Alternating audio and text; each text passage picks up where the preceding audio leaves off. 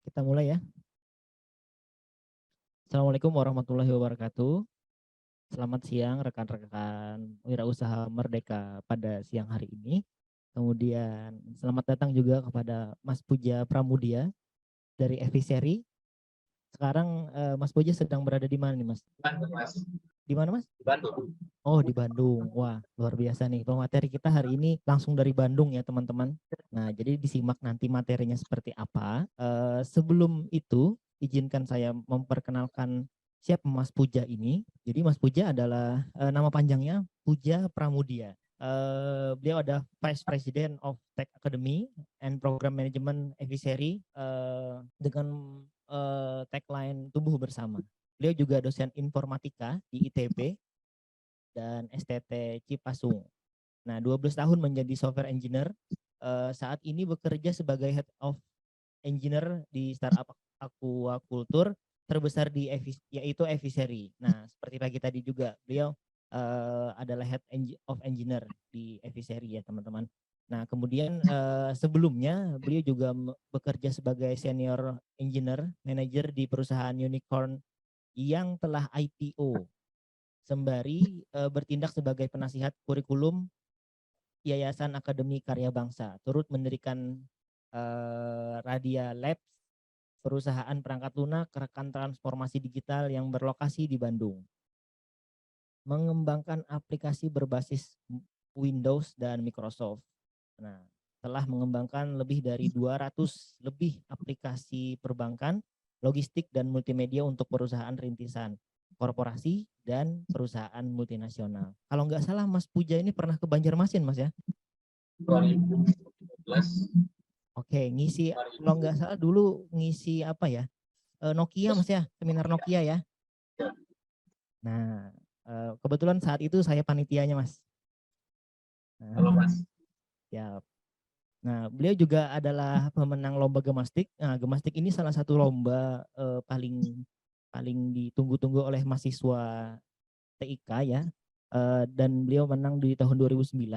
Kemudian Microsoft Imagine Cup 2010, Open Data Asia Hackathon, Teknik Asia Hackathon, Daily Official Hackathon, dan banyak lagi yang lainnya. Beliau juga di developer Samsung Indonesia Apps, kemudian penulis 4 buku di bidang programming, telah melatih lebih dari 10.000 mahasiswa dan masyarakat umum di kampus-kampus yang mana program tersebut adalah program mentoring juga ke perusahaan rintisan seperti 1000 startup, Google Launchpad, dan IDX Inkubator, menyenangi aktivitas penelitian dan pengabdian masyarakat. Pada tahun 2018, karyanya bernama Daru terpilih menjadi salah satu inovasi Atlas, inovasi untuk stabilitas ekonomi. Nah, yang mana linknya sudah tertera di layar ya, teman-teman. Ini linknya oleh Rockefeller Foundation. Pengalaman beliau saat ini di Eviseri baru 7 bulan Mas ya. Kemudian 2 bulan sebagai Vice President di Tech Academy and Program Management. Kemudian yang sudah saya sebutkan sebelumnya tadi, Head of Engineer and Academy di 7 bulan. Kemudian banyak lagi nih prestasi-prestasi beliau. Nah, beliau S1-nya ITB Mas ya, satu angkatan sama Pak Reza ya Mas. S2-nya seangkatan. Oh, S2-nya yang seangkatan sama Pak Reza. Oke, baik. Berarti di ITB sekarang dosen teknik informatika dari 2022 Januari awal tahun tadi. Nah, kemudian banyak sekali nih kurikulum vitae beliau nih. Tapi saya tidak sabar untuk menunggu materi dari Mas Puja nih. Nah, juga beliau senior software engineer juga nih di Gojek pernah ya di 2019 sampai 2020 selama 1 tahun. Kemudian banyak lagi nih teman-teman di Bukalapak juga pernah. Nah, ini IT banget nih Mas Puja nih. Jadi di sini juga banyak mahasiswa IT nih Mas. Nah, sebelum itu mungkin saya perkenalkan dulu nih teman-teman yang ada di sini berlatar belakang apa dan kemudian mereka universitas mana. Nah, jadi di sini Mas, acara kita ini Wirausaha Merdeka, yang mana Universitas Lambung Mangkurat itu sebagai tuan rumah atau hostnya untuk wilayah 11 LL Dikti. Nah, peserta yang ada di ruang Zoom ini itu kebanyakannya dari Universitas Lambung Mangkurat, tapi juga ada dari universitas di seputaran Kalimantan seperti Uniba, Politeknik juga ada. Nah, mungkin itu. Kemudian mereka rata-rata tuh semester 5 sampai 8 rata-ratanya. Nah, mungkin itu Mas Puja. Selebihnya tanpa panjang lebar lagi, saya persilakan kepada Mas Puja untuk present materinya. Silakan Mas. Baik, sebelum ke materi, jadi tadi pagi kan Mas Prabangga, sudah memaparkan tentang fishery, tentang mungkin produk feeder ya. Di kesempatan siang ini kita akan lebih membahas fishery, produk-produk yang lain. Nah, pada dasarnya fishery itu. Mohon maaf Mas Puja, sepertinya suaranya kurang terdengar jelas nih Mas.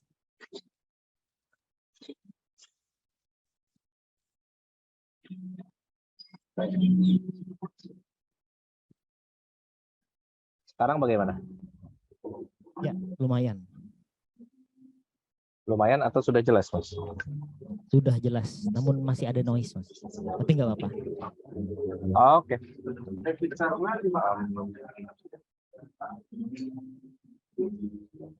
Ya.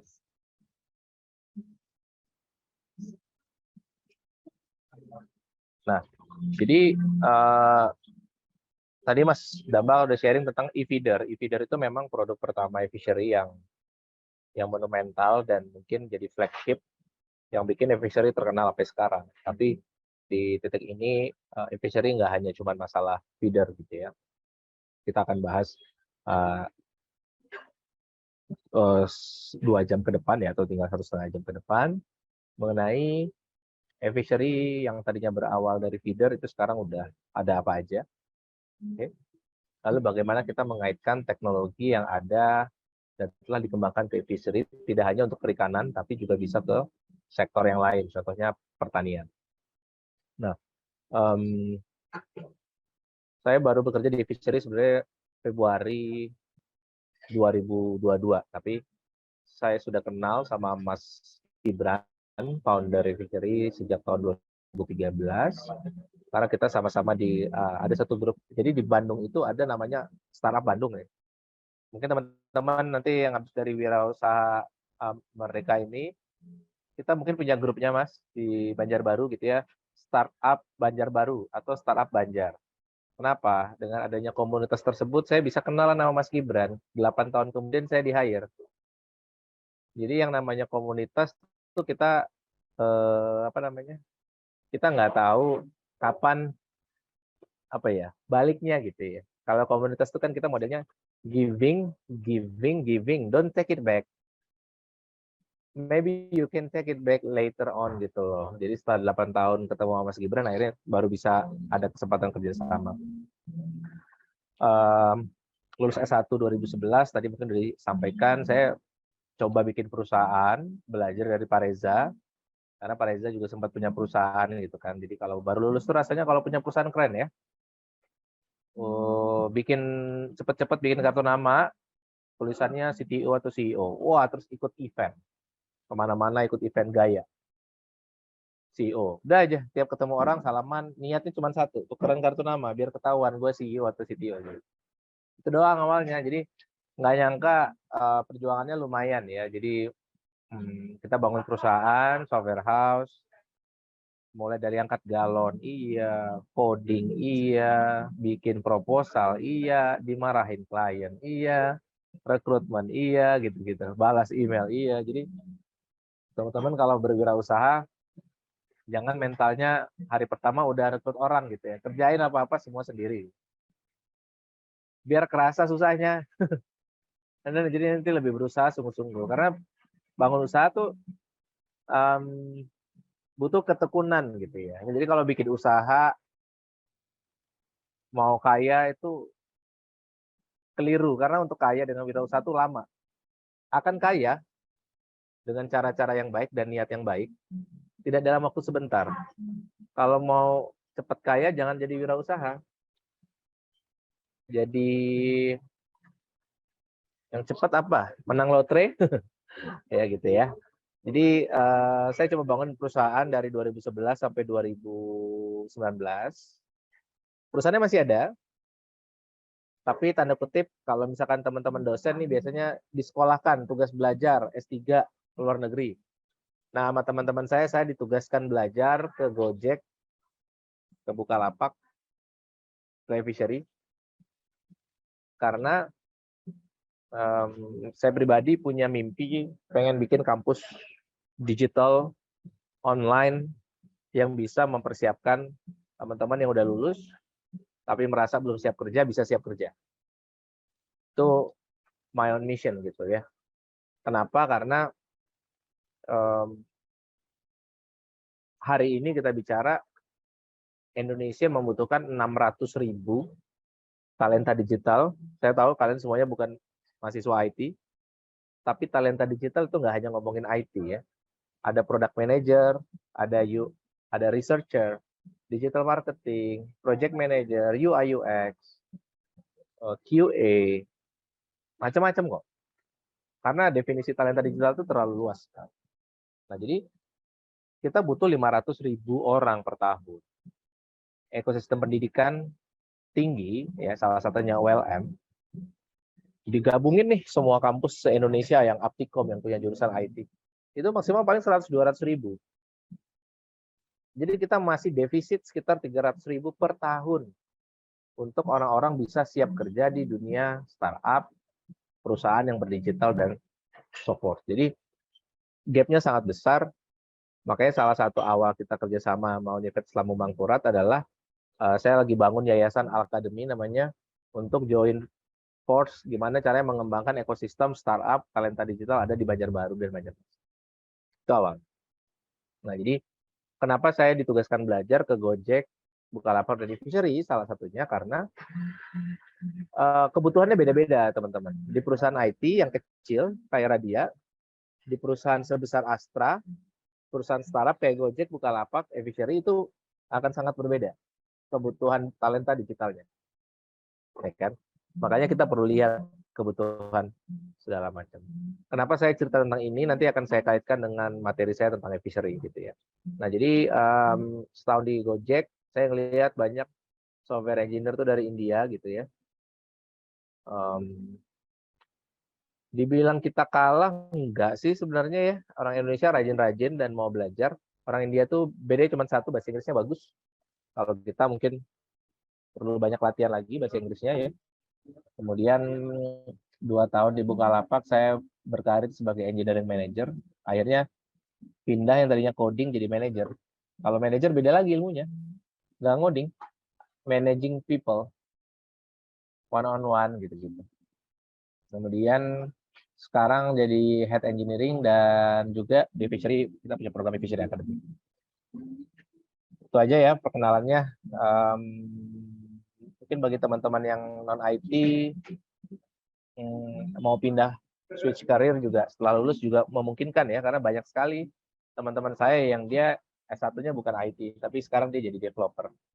Kenapa ya? Mungkin karena salah satunya karena gajinya gede. Katanya ya, saya juga nggak tahu ya. Gaji saya sih nggak gede-gede banget lah, biasa aja. Tapi traktiran bakso sekampung masih bisa. Ya, lagi lumayan ya talenta digital, gajinya lagi lumayan. Kalau kalian kerja di unicorn bisa hampir 3 digit.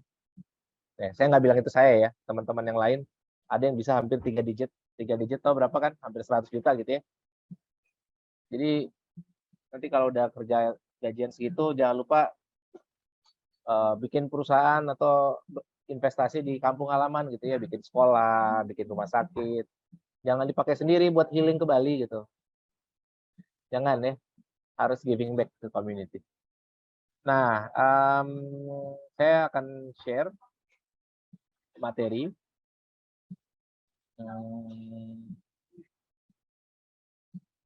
Kebetulan ini materi yang pernah saya share di acara yang sebelumnya. Oke. Ini saya share screen. Dia nggak bisa tap ya.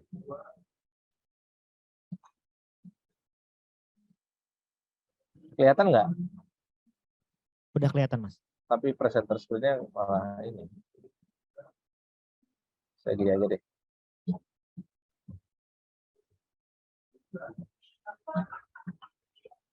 Saya sambil minum boleh. Oke. Udah full screen, Mas. Ya. Jadi Efficiency itu kita punya acara namanya Sarasehan Teknologi, teman-teman. Kita ngumpul, sharing, diskusi. Kenapa kita adakan Sarasehan Teknologi? Awalnya bukan Sarasehan Teknologi, awalnya Sarasehan aja. Sarasehan itu kita mengajarkan bagaimana berbudidaya ikan dan udang di daerah-daerah yang memang penghasil ikan dan udang. Di Banjarbaru kalau nggak salah ada Efficiency. Nah, karena kita fokusnya di engineering, saya sendiri di engineering,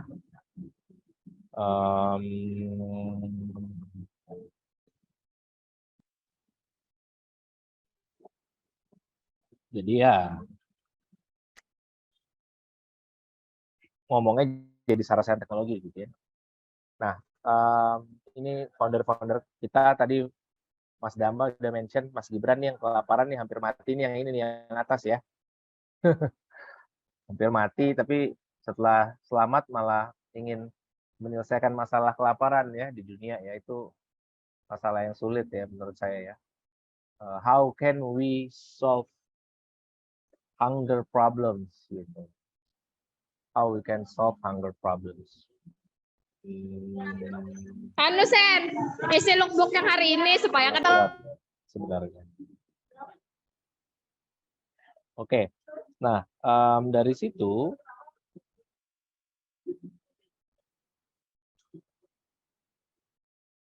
kita melihat posisi Indonesia dulu. Indonesia ini kan sebenarnya negara kedua terbesar di bidang maritim dengan potensi yang sangat besar. Hampir berapa tuh? 1,2 triliun US dollar. Jadi 1,2 triliun itu 1.000 miliar. Dia 1,2 triliun US dollar. Gede banget sih. Gitu ya. Sayang kalau kita nggak bisa memanfaatkan itu kan. Nah, kemudian kolam. Ada sekitar 30 juta kolam di Indonesia.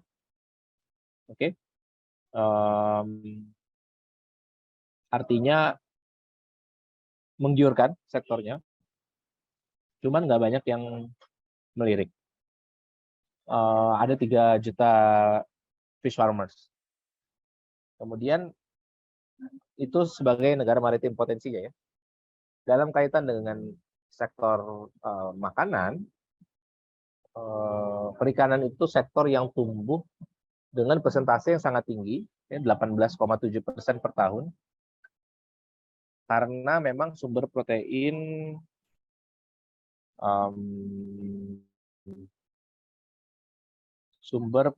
yang sangat baik juga, ya, dan bisa menggantikan protein hewani. Okay.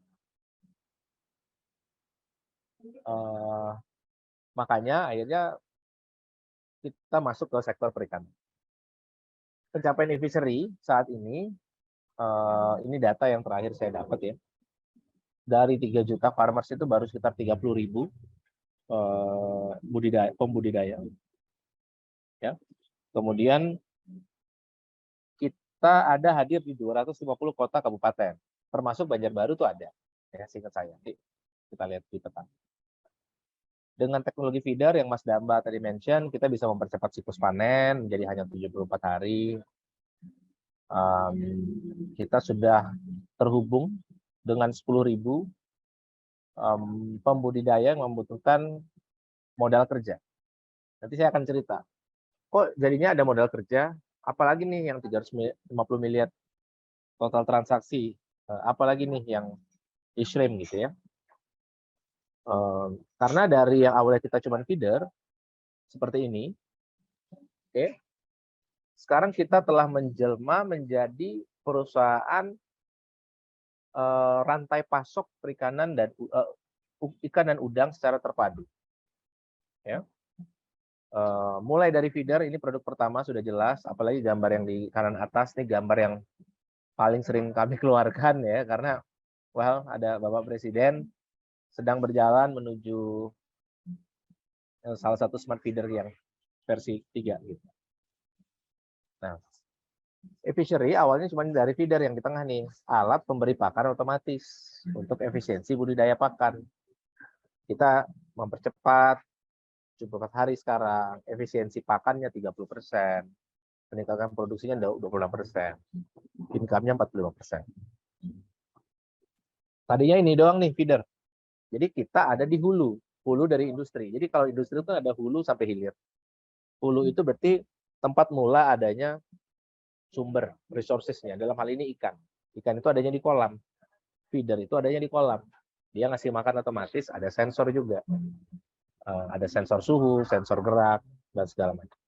Nah, awalnya itu produk pertama. Nah, ini yang akan saya mention. Bahwa yang namanya teman-teman sebagai wirausaha, nggak boleh hanya terpaku pada satu produk saja. Ya kan? Kita harus terus menggali inovasi, kita ngobrol dengan customer kita, yang mana pada kasus ini adalah pembudidaya, kita tanyakan, ada lagi nggak hal yang perlu dibantu? Ada lagi nggak hal-hal yang petani harapkan dengan adanya teknologi? Ada lagi nggak apa namanya? Ada lagi nggak di mana proses bisnis yang sekarang saat ini sudah ada bisa kita tingkatkan, bisa lebih efisien, bisa lebih efektif.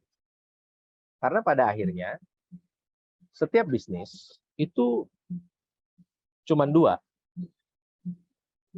Bisnis itu didirikan cuma untuk 2, meningkatkan pemasukan atau mengurangi pengeluaran. Ya, jadi sama seperti apa tuh? Rumah tangga ya, sama seperti financial planner ya. Mas, gimana caranya cepat kaya gitu? Ya, memperbesar pendapatan, mengurangi pengeluaran ya. Everybody knows that. Tapi gimana caranya? Kalau misalkan kita meningkatkan pendapatan, contohnya dari fishery, kita menjual feeder. Oke. Ketika kita sudah jual feeder, apalagi yang bisa kita jual ketika petaninya sudah banyak. Sekarang sudah ada puluhan ribu petani yang menggunakan feeder. Pertanyaannya, apalagi yang bisa kita sediakan ke petani tersebut? Ya, itulah yang muncul jadi produk kedua. Aplikasi serba ada untuk pembudidaya ikan dan udang. Apa ini?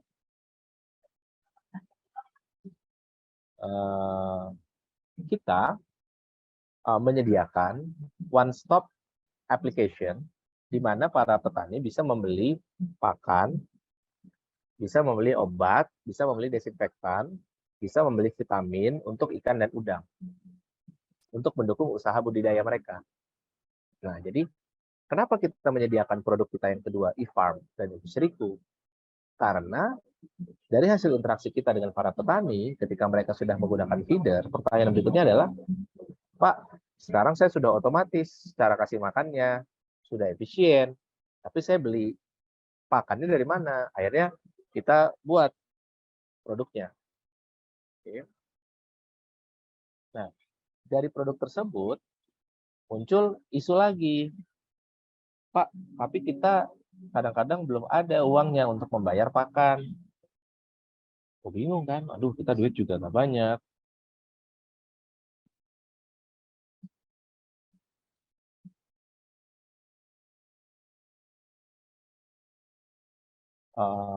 Ternyata mereka membutuhkan modal kerja. Siapa yang ngasih modal kerjanya? E-fishery mencari dana dari bank, dari yayasan, dari NGO. Untuk apa? Untuk disalurkan ke pembudidaya. Jadi yang tadinya cuma feeder, alat pemberi pakan otomatis, kita jadi tahu alat pemberi pakan otomatis ini butuh alat pakannya, kita jual juga. Untuk membayar pakan, seringkali mereka tidak punya modal kerja. Akhirnya kita berikan pinjaman, namanya IMOL. Oke. Nah, sekarang mereka mau bayar, tapi mereka bisa nggak ditukar sama panen? Bisa, masuk ke e-fresh dan e-shrimp. Nah, inilah yang menjadi rantai pasok dari hulu ke hilir, mulai dari ikan yang ada di kolam sampai distribusi panen kita yang ada di e-fresh ini. Bahkan terakhir itu e-fresh itu ada yang modelnya sudah di apa ya, bungkus-bungkus gitu, terus kita jual ke Horeca. Horeca itu hotel, restoran sama kafe.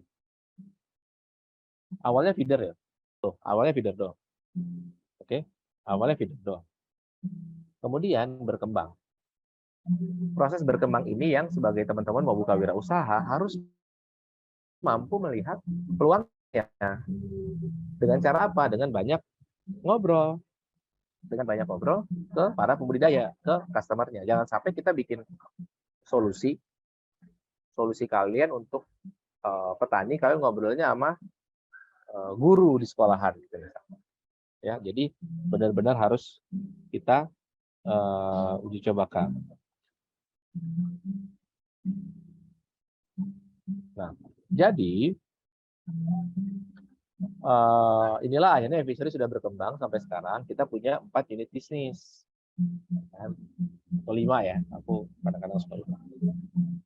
Lalu untuk mengajarkan atau mendistribusikan teknologi ini nggak simpel kayak Gojek atau Bukalapak mungkin, di mana kita adalah penggunanya. Ya kan? Saya sebagai developer dari Gojek, dari Bukalapak, saya itu pendevelop dan saya juga pengguna. Jadi saya paham apa yang harus dikembangkan. Tapi e-fishery ini aplikasinya banyak digunakan ke petani. Saya sendiri bukan petani ikan. Gimana caranya? Kita bikin namanya distribution point, kita sebut e-fishery point. Ada di 180 titik di seluruh Indonesia sebagai pusat informasi, pusat layanan, dan pusat produk e-fishery. Ya kan? Nah, memang menjadi unik ya, kalau produk teman-teman itu tidak pure digital, seperti e-fishery ini pun tidak pure digital. Produknya itu sebenarnya kita distribusi, ya salah satunya. Ada juga produk digitalnya, yaitu IoT-nya, tapi nggak seluruhnya digital.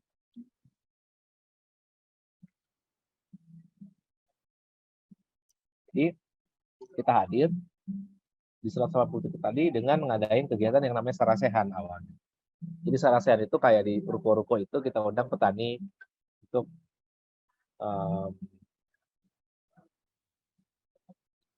apa ya, untuk ngobrol sama para teman-teman di fisheryan. Fisheryan itu nama karyawan fishery. Terus kita diskusi tentang gimana sih caranya menggunakan aplikasinya atau dapetin modalnya. Nah, kemarin kita baru rilis di Feeder 5 nih, Feeder 5. Jadi, versi baru ya, nanti akan ada acaranya. Gitu ya. Lalu fishery ini, teman-teman jangan suka tertukar ya. Jadi ini bukan ikan tangkap. Kalau ikan tangkap kan nelayan, makanya kita sebutnya namanya pembudidaya atau petani ikan.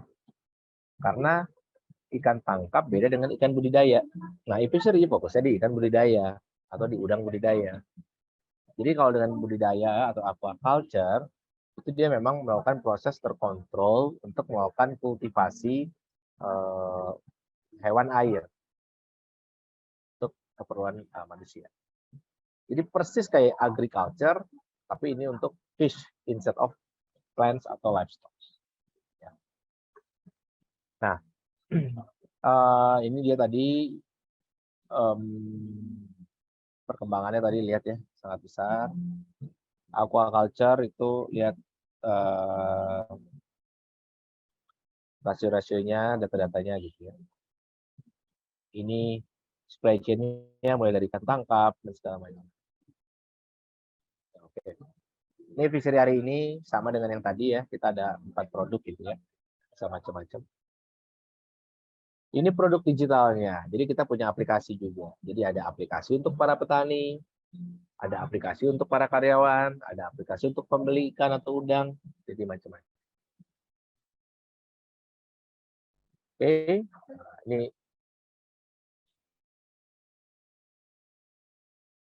sekedar tag dia aja. Saya nggak bahas karena nggak semua teman-teman di sini orang ketemu.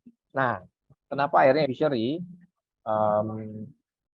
kita juga concern ya dengan digital talent ya, karena kita tuh nyari orang susah banget ya. Kita butuh 1000 sosok ahli untuk aquaculture itu susah sekali mencarinya. Satu yang main di perikanan juga jarang. Terus bukan sektor yang seksi juga. Banyak orang bermain dengan ikan gitu ya, boro-boro software engineer. Jadi karena kesulitan akhirnya kita bikin Fishery Academy gitu. Nah, jadi kalau Mas Damba itu dia kan sharingnya tentang fishery ya.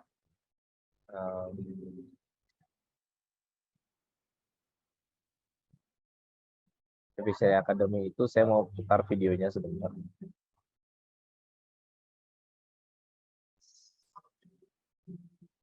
Nah ini ya. You can use Monday.com to boost your team's efficiency, and I'm going to show you how in 40 seconds. First up, let's integrate all the different tools used by your team. Just think of it.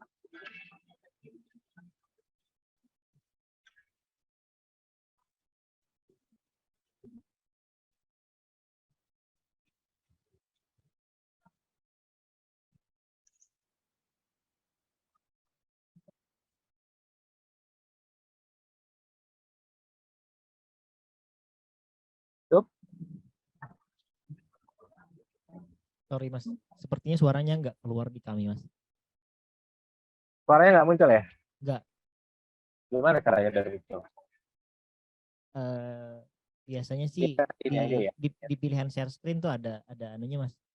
Oh, share screen. Di pilihan share screen tuh ada with audio begitu. Which one? Share sound. Ini ya? Betul, betul. Oke, saya coba lagi ya. Ya, di checklist share soundnya Mas ya. Oke, Sekarang udah gimana? keluar. Sip.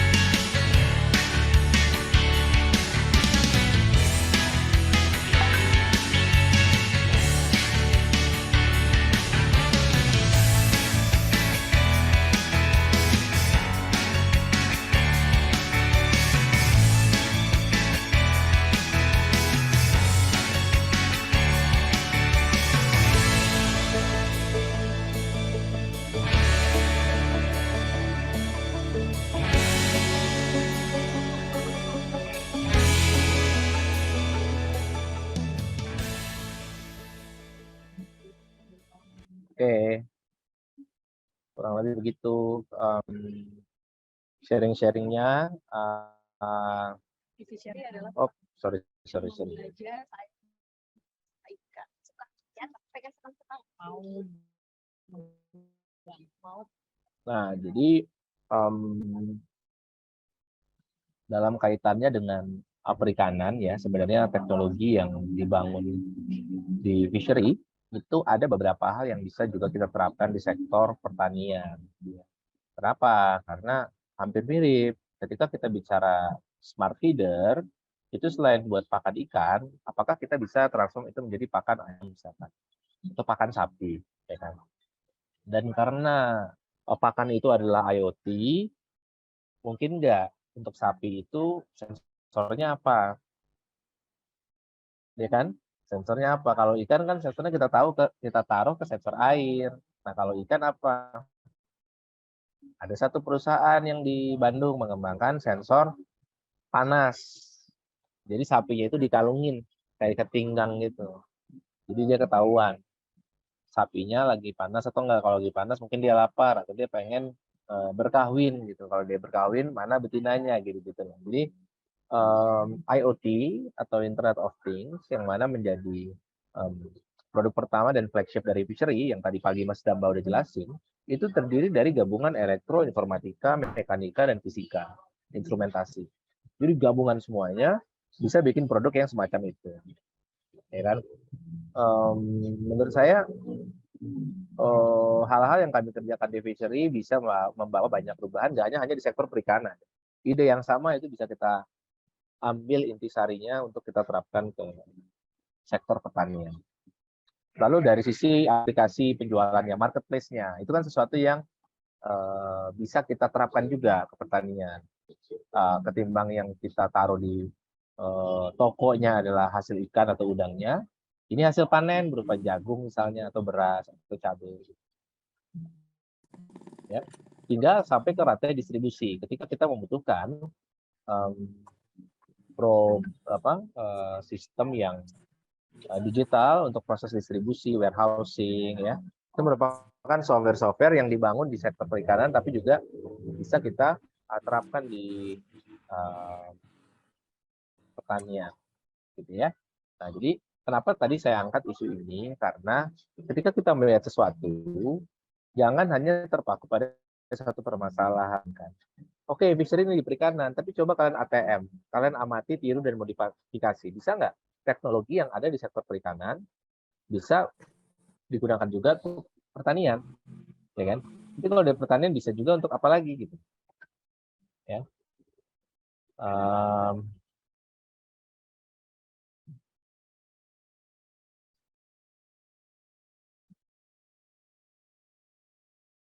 Jadi memang ketika kita bicara teknologi, penggunaannya sangat luas, tinggal kita mau ambil kasus atau kebutuhan mana dulu yang paling mendesak yang memang perlu diselesaikan dengan teknologi.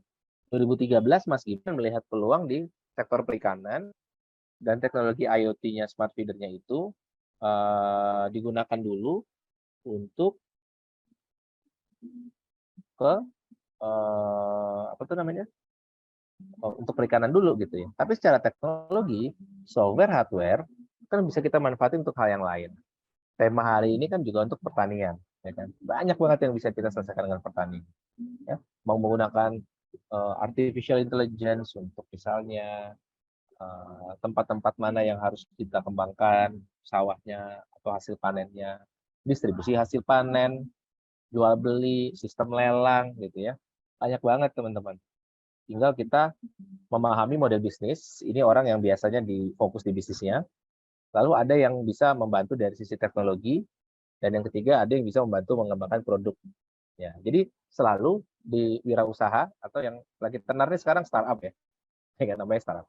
Startup itu ada 3 ya, hustler, hacker, hipster. Hustler ini bisnismennya, biasanya dia orang yang paling paham dengan industri tersebut. Ada nggak di sini yang bukan dari IT? Boleh ngobrol nggak? Yang bukan dari IT, jurusan IT. Dari kampus mana aja? Silakan langsung open mic aja nggak apa-apa. Mas Zaki mau diskusi kah? Dari perikanan saya. Boleh? Oh, perikanan? Oke. Ya. Lagi ada ide bisnis apa, Mas? Kayak budidaya ikan gitu sih. Oke, terus? Kayak gimana budidaya? Budidayanya pakai sistem bioplok di kolam terpal yang bundar itu sih. Oke. Tapi masih terkendala sama lahan. Belum punya lahan di sini. Gitu.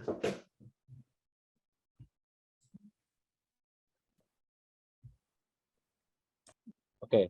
Terus apa lagi? Selain itu, kalau yang nggak punya lahan, nanti kita cari lahannya, bikin gitu ya. Kalau selain itu ada ide bisa apa lagi? Selain Mas Zaki ada lagi nggak? Mas Zaki kebetulan sama dengan Fishery perikanan gitu ya. Jadi saya bisa langsung gampang menjelaskannya gitu. Ada lagi nggak yang di luar perikanan?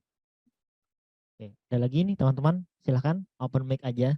Iya, santai aja langsung. Kok, kita diskusi aja. Ya. Biar sambil bisa bantu. Siapa tahu ada yang bisa kita... Nah, betul nih. Mumpung ada Mas Puja. Mas Puja ini luar biasa loh sebenarnya orangnya, teman-teman. kelihatan kok dari sekarang nih super sibuk nih sepertinya Mas Puja nih. Banyak yang Sibuk hubungin enggak ya sih Mas? Mas, biasa aja sih. Cuman kalau bisa aku pengen ngajar aja sih sebenarnya. Cuman belum bisa kan. Oh, kayak Pak Banyak. Reja ya, cuman ngajar. Pak Reza tuh kan udah paling atas gitu. Mengajar tuh udah paling kulminasi dari ilmu pengetahuan Mas. Betul Pak. Sekarang aku masih kiri kanan, jadi masih belum lah. Masih biasa. Sekarang developer juga ya sekarang. Iya, macam-macam. Saya juga advisor di beberapa startup gitu sih. Maksudnya teknologi itu kan dia supporting ya. Betul. Kita mensupport bisnis sebenarnya. Bisnisnya di bidang apa dulu? Di bidang sampah, di bidang apa? Nah itu Friska. Jadi dengan Nah, Friska, ekonomi ada ide silakan apa? open mic. Mas Friska ada Friska. rencana mau bikin apa? Atau Mbak atau Mas? Mbak, Oh, Mbak Friska. Silakan, Mbak. Dari UPR nih, Palangkaraya nih. iya, Oh, sebentar. Palangkaraya. Kayaknya kameranya sebentar. Palangkaraya saya tahu nih ada teman saya dari Palangkaraya. Silakan, Mbak Friska. Saya dari pendidikan ekonomi, Pak. Cuman kalau bisnisnya itu malah bikin kerupuk mat dari ikan tapah Sungai Kahayan. Ya. Nah. Dari awal tadi kan Bapak bilangnya kalau untuk apa sih tentang teknologi tentunya nggak cuman di pertanian, perikanan dan lain juga bisa kan. Cuman yang saya masih bingung itu kan namanya basic IT-nya nggak ada kan Pak. Kalau orang kan biasanya sekarang itu malah lebih banyak ke digital marketingnya. Jadi kayak bikin website sendiri untuk penjualan produk-produknya. Itu sih yang masih kayak coba cari-cari teman yang bisa ngerti soal itu.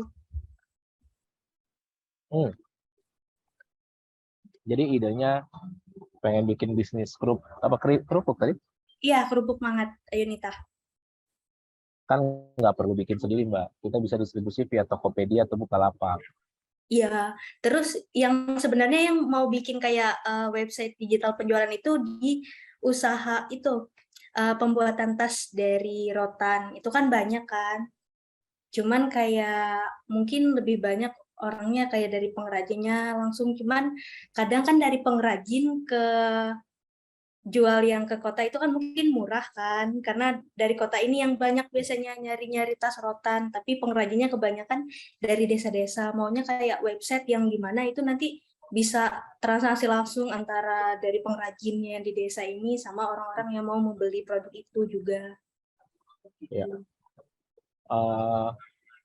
Jadi gini, kalau misalkan kita belum di dunia bisnis, pada saat kita mau bikin produk, itu ada konsep yang dikenal dengan minimum viable product.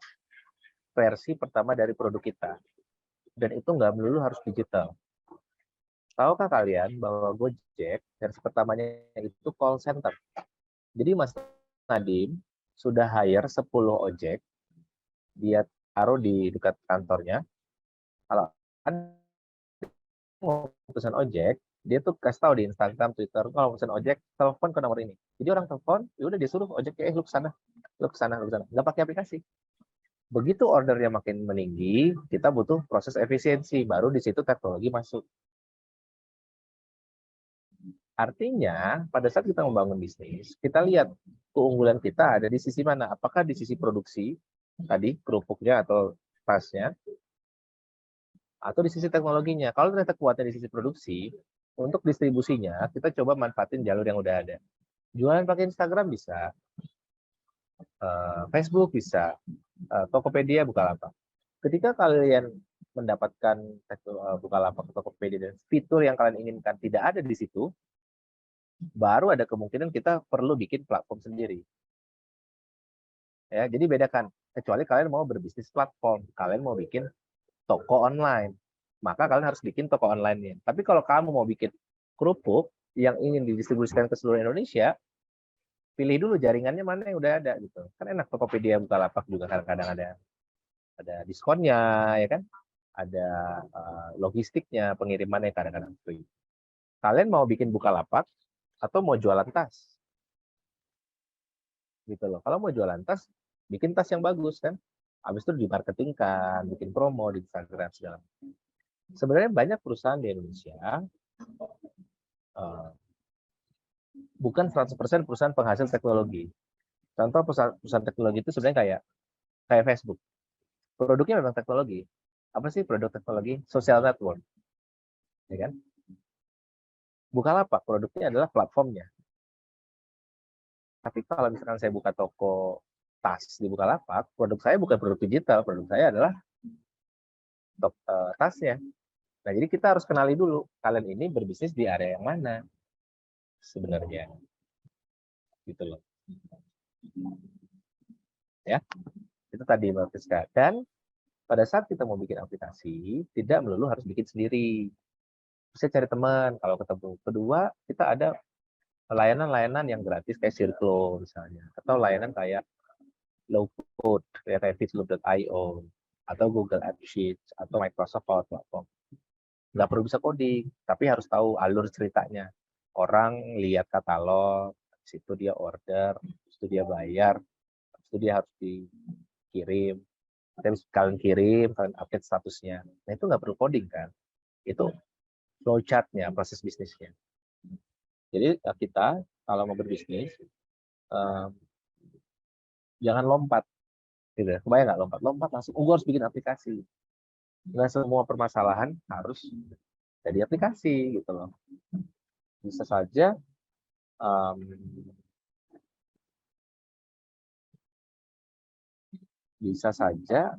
solusinya bukan aplikasi. Solusinya adalah produk yang baik, distribusinya via aplikasi.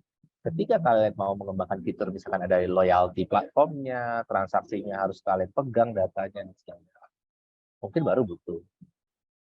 Jadi aplikasi bukan jawaban dari semua permasalahan di muka bumi ya, apalagi mau cari jodoh di aplikasi gitu ya. Bukan. Seringkali itu solusinya bukan aplikasi. Bahkan bisa Jadi, menimbulkan masalah, Mas ya. Iya, jangan menyelesaikan masalah dengan masalah ya. Baik Pak, terima kasih. Teman-teman yang lain ada mau diskusi lagi, silakan nih, mumpung Mas Bojanya masuk membuka sesi diskusi. Ini kita ada 207 peserta nih, Mas Boja. Ya, boleh nanya aja nih. Sebenarnya ya, materinya udah habis. Jadi kita tanya jawab aja, karena sedikit ya materinya. Kita hanya ngomongin, maksudku gini, Evisher itu dari luar terlihat sangat kompleks, tapi kalau kita bedah dalamnya, dia itu bisnis rantai pasok yang kita efisiensikan dengan digital. Jadi bisnisnya itu mirip dengan Unilever, tapi yang dijual ikan sama udang. Oke. Ini mohon izin nih Mas Puja, saya share link presensi ya di kolom chat. Nanti jangan lupa teman-teman untuk presensi pelatihan kita hari ini atau kuliah kita hari ini. Jangan sampai salah link ya. Jadi ada 2 link sesi 1 dan sesi 2. Ini sesi 2 saya kirim di kolom chat. Silahkan. Sambil kita tunggu nih teman-teman yang lain.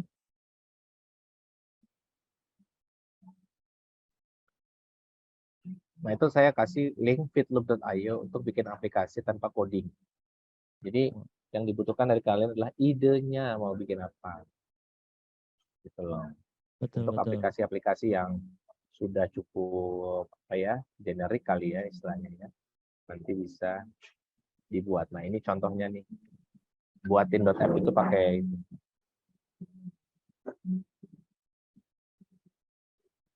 Oh, boleh nih. Nah, teman-teman ada ide kah? Mau ada ide bisa kita langsung buat nih di Fitloop mumpung ada Mas Bujanya nih. Kalau seandainya ada ide bisa langsung buat di fitloop.io atau dibuatin .app/in.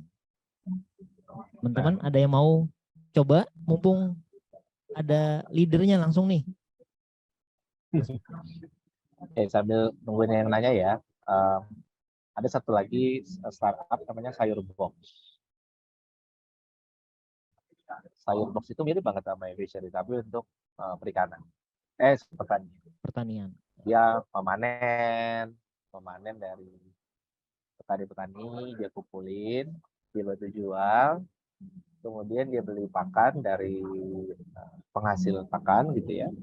Karena dia belinya sekali banyak, nanti kan dia dapat harga lebih murah. Terus dia bisa distribusikan lebih murah lagi ke para petaninya, kayak sayur. Jadi dan kalau kalian lihat ya, mau bikin bisnis di perikanan sama pertanian itu, lihat ininya, prosesnya. Misalkan pertanian, dia mulai dari membajak sawah, menanam benih, mengairi, dan lain-lain. Bisnis itu bisa dibangun kalau dua. Kita membuat sesuatu yang lebih bagus, atau membuat sesuatu yang mempercepat. Selalu kayak gitu. Lebih bagus, lebih cepat, lebih murah. Ya, jangan sampai kalian bikin produk, terus pas ditanya, oh iya Pak, kita lebih mahal sekian 10.000 dari produk sebelah. Nggak ada alasan dia pakai. Gitu kan. Kalau nggak mau main di harga, main di kualitas. Oh, saya lebih bagus, tahan lama. Misalkan ada alasan kenapa orang dulu nggak suka pakai ini kan, mobil Cina gitu kan. Dianggap murahan gitu. Tapi sekarang mobil Cina juga udah sama kualitasnya. Lebih tahan lama. Tapi kalau orang beli mobil Mercy atau BMW, WM, itu kan kita tahu kualitas build-nya akan tahan lama. Nah, itu kan lebih bagus. Oke? Atau kan bikin sesuatu yang lebih cepat, lebih efisien. Contoh, dulu ini kalian ngalamin nggak ya? Pernah ada yang masak nasi pakai menanak nasi nggak? Istilah itu menanak nasi pakai, aduh apa sih? Bukan wajan ya? Panci ya? Apa panci ya Mas ya namanya? Sekarang masaknya udah pakai itu kan? Rice cooker. Rice cooker, ya kan lebih efisien. Kalau nyalain kalian tinggal bisa bikin PR, bisa nonton, bisa yoga. Betul. Gitu. Kalau dulu harus diaduk-aduk dulu Mas ya. Parah Mas. Dan, jadi apa ya? Macam-macam ya kali ya bisnisnya. Terus nanti ada yang nanya lagi, aduh, saya belajar fisika buat apa gitu ya. Itu bikin rice cooker itu fisika semua itu. Gimana kita bisa mendeteksi nasi itu udah matang atau enggak. Sebenarnya bukan nasinya yang udah matang. Ya, dia apa kalau 100 derajat itu titik apa sih? Titik didih ya. Ketika titik didih itu air menguap gitu ya. Betul. Nah, terus begitu menguap airnya udah habis air di dalam rice cooker itu, dia switch-nya mati gitu. Itu udah fisika semua itu. Udah teknik fisika, teknik elektro gitu ya. Jadi apapun yang kita pelajari di kampus tuh ini kok nyambung kok sebenarnya. Asalkan memang kita mencari betul. Produk feeder itu gabungan dari Mas Krisna itu yang co-foundernya teknik elektro. Jadi dia bikin motornya tuh sendiri, sama bikin software. Mas Gibran itu biologi. Jadi dia tahu sektor aquaculture, prosesnya begitu. Dan dia juga punya kolam ikan lele sebelum dia bikin fishery. Karena dia punya kolam lele lah, dia tahu. Ternyata budidaya lele itu 80% pengeluaran itu untuk membeli pakan. Satu. Kedua, ikan lele itu ganas ya, dia memakan temannya sendiri loh. Jadi kalau pakan yang nggak bagus dikasih secara berkala, dia akan makan temannya, makan teman. Itulah definisi makan teman yang sebenarnya. Jadi kalau dia di dalam kolam yang pakannya sedikit, dia akan memakan teman. Nah, dari keresahan-keresahan tersebut, dia ketemu Mas Krisna, akhirnya nyambung. Kita bikin episode. Makanya teman-temannya jangan hanya orang jurusan aja, harus ikut himpunan, ikut BEM, ikut unit kegiatan, biar ketemu sama teman-teman yang lain. Silakan Mbak Teti, ada pertanyaan? Nah, Mbak Teti atau kepencet tadi Mbak? Atau kepencet? Kepencet Ya. Biasanya Mas. Oke, mungkin boleh boleh cerita dong Mas, suka dukanya di Eviseri gimana selama 7 tahun ya? 7 bulan ya? 7 bulan saya. Kalau Ya, perusahaannya 7. hampir 9 tahun. Atau di Gojek dulu, kenapa jadi ke Gojek, kenapa disuruh belajar sana, Bukalapak, dan lain sebagainya. Mungkin bisa sharing itu Mas. Boleh. Kita bisa dulu ya. Jadi bukan suka duka nih Mas. Tantangannya. Tantangan di Fishery, kita kan bikin produk bukan kita yang pakai. Aplikasi Fishery itu bukan kita yang pakai, kecuali saya pembudidaya. Artinya kita harus dekat juga dengan konsumen kita. Jadi kami, walaupun engineer, kita diwajibkan Pak, ke kolam-kolam yang ada di seluruh Indonesia setiap 3 bulan sekali. Jadi misalkan ke kolam di Cirata, lihat, ke Tasikmalaya, lihat. Nah, makanya ini saya lagi nyari jadwal untuk bisa ke Banjar nih, karena ada kolam. Jadi sambil nanti bisa mampir ke Makan soto Banjar, Mas. Pongkuran. Udah Jadi lama nggak makan soto Banjar ya? Iya, udah lama. Lontong orari juga ada. Iya. Nah, jadi kenapa Mas Gibran mengharuskan bahkan sampai level VP dan engineering pun lo harus datang ya, lo harus lihat software yang lo bikin itu kepake nggak, gitu. Beneran kepake nggak, susah nggak mereka? Jangan kita nanya mereka, kita tanya, Pak, susah nggak makanya? Kalau misalkan dia lihat ada video, oh bagus, gitu kan? Tapi observasilah ketika dia menggunakan software tersebut. Ternyata dia frustasi mukanya atau kayak begitu susah gitu kan? Apa nih gitu? Berarti kan ada kesulitan pada setiap menggunakan aplikasi kita. Nah, hal-hal yang kayak gini tuh hanya kita dapat kalau kita mampir dan melihat langsung bagaimana software kita digunakan. Nggak bisa kita cuma dari Zoom kayak gini. Pak nelayan atau Pak petani, udah feeder 5 ya, aman dong? Aman Pak. Aman. Nah itu serunya kalau di fishery, kita tiap 3 bulan sekali harus wajib datang ke yang kolam yang pakai fishery. Kita ngobrol, kita minta pendapatnya, terus kita observasi juga dari jauh, ya kan? Tuh, dan kolam-kolamnya fishery ini kan nggak ada yang di tepi jalan gede ya mas. Betul. Jadi saya pernah kecebur. Jadi jalan itu cuman muat 1 motor doang, terus ada yang maksa dari depan gitu. Udah seru, biur. Untung nggak kemakan tuh lele kan. Gitu loh. Jangan kanibal ke manusia, Mas ya. Iya. Kelaparan, tiba-tiba gigit. Dan produk fishery itu pasti di deponya di desa-desa. Belum tentu ada internet. Betul. Belum tentu ada internet loh. Nah, gimana caranya data yang kita ambil dari feedernya bisa tetap terkirim? Gitu kan harus dipikirkan caranya. Nah, ketika kita ini udah ngomongin rekayasa nih, ketemu sama anak elektro, mau pakai WiMAX aja, pakai LoRa aja, jangan pakai GSM, pasti ada blind spot. Ketemu orang telco, mau pakai internet satelit aja mas, gitu nih. Wah bingung lah kan, nah, udah itu kita harus susun jadi prosesnya. Berarti kayak gini. Terus kita mau produksi boardnya itu susah loh, yang murah itu Cina loh, aneh banget loh. Kita mau produksi board itu di Indonesia nggak ada yang bisa, kalau skalanya puluhan ribu. Akhirnya kita karena Mas Gibran sangat nasionalis, ya udah pakai tangan aja, anak SMK gitu. Pakai tangan solder apa segala. Akhirnya lama produksinya. Banyak banget lah tantangannya karena fishery ini bukan satu sektor yang bisa dibilang banyak yang menggarap ya. Tantangan teknologinya itu luar biasa dan ini juga berlaku untuk di sektor agriculture juga ya. Ada pitik misalkan. Kalau pitik itu untuk ayam, jadi teman-teman cek deh. Pitik itu ayam dia. Sayur box itu startup juga mas ya, pitik tadi. Startup, pitik itu startup. Habis dapat investment juga. Gitu. Apa ya? Apalagi ya?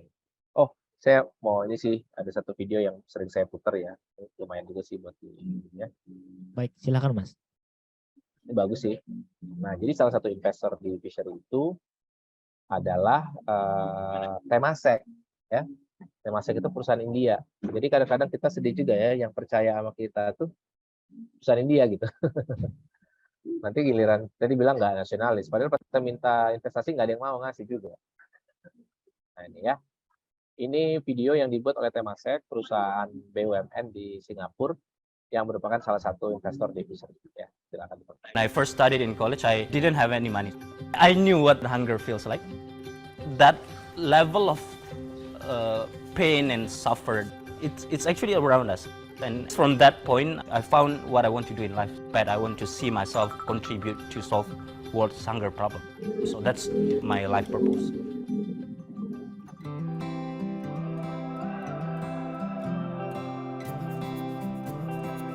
Fish farming can be one of the tools and really have an opportunity to contribute sustainably for solving that problems. But we want to start by really helping the farmers to grow sustainably.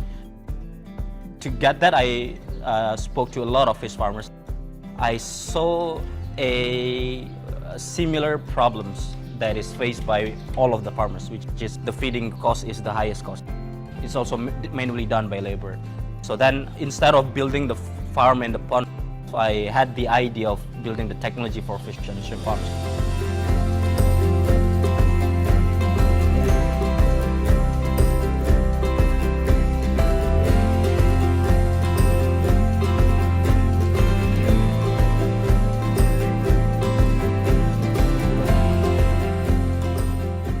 Masih tradisional itu, Mbak. Kita pagi-pagi memang sudah ke kolam, bawa ember, bawa karung ya. Biasanya pakai panggul gitu kan. Terus manual, pakainya muter-muter kita di kolam. Karena kolamnya ada 4, kita satu-satu gitu kan. Capek juga. Nah, setelah adanya Epistri kan kita hanya kontrol-kontrol saja nih. Nah, setelah terprogram ini adanya feeder itu bisa 4 kali. Karena kan ada aplikasi feeder itu tinggal pencet, keluar pakan di sana begitu. Misalnya berapa 5 kilo yang dikeluarin, itu artinya bisa diatur di situ, Mbak. Jadi lele itu lebih cepat besar. Kalau dulu hanya 1-2 kalau dulu. Sekarang saudara-saudara saya, tetangga-tetangga saya semuanya ya pada bergabung semuanya. Yang utama itu kita itu menjadi layak saja lah. Menjadi layak hidup gitu. Dari yang tidak layak menjadi layak gitu. Ultimately, I think it's not just about the technology and the automation, but how we're able to create a technology that is definitely solving the right problems, but also radically affordable. So the feeder, when we build it, we try to really design it in the cheapest way possible that the farmers can afford it. So they don't need to pay like hundreds and thousands of dollars to use the feeder, but only $10 per month to use it. I think what was really impressive about eFishery is the ability for the company to convince farmers to embrace technology. If you look at the market today, in the Indonesia aquaculture market, there are 2.5 million farmers today who lack access to the capital markets, lack access to downstream and upstream markets, and lack access to technology. eFishery has developed a financially sustainable business model that is profitable, and at the same time created a new generation of tech-enabled aquaculture farmers that will not only just farm more profitably with better use, but at the same time pass on this technological expertise and knowledge to their future generations. The impact, the growth that we create is part of our purpose, not just solving the world hunger problems, but also lifting out the smallholder fish farmers. And I'm sure that when the farmers individually improve, farmers in that area as well and the community also improve. And the next generation will also prosper. And we definitely see that alignment in Temasek missions. And Temasek can help us by connecting with the right network and push our ambition forwards that can also scale our impact. I think the most meaningful part about this opportunity is the inspiring story of the company that really motivates me and seeing how everybody is driven to create not just a financial impact, but a social impact to uplift the livelihood of the smallholder farmers. This is only the beginning. These baby steps will help us to eventually make a bigger impact to the world in the longer term and benefit the generations to come.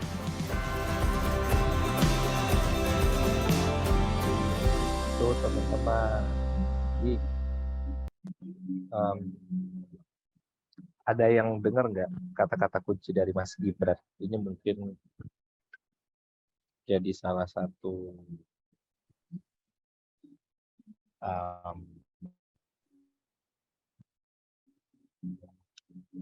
kunci, ya. Saya bilang kunci kesuksesan kalau kita bisa bilang eFishery itu sudah kita anggap sukses.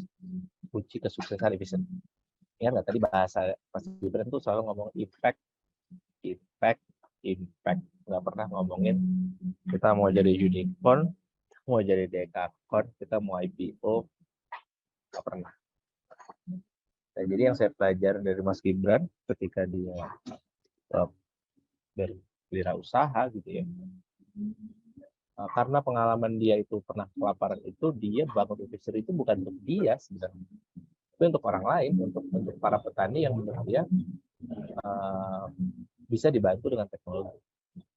Dengan visi yang sangat besar tersebut dan visi yang sangat menginspirasi tersebut, akhirnya banyak orang yang mau ikutan, nggak hanya jadi karyawan ya, petani juga segala macam dengan data yang dia kasih gitu ya. Nah,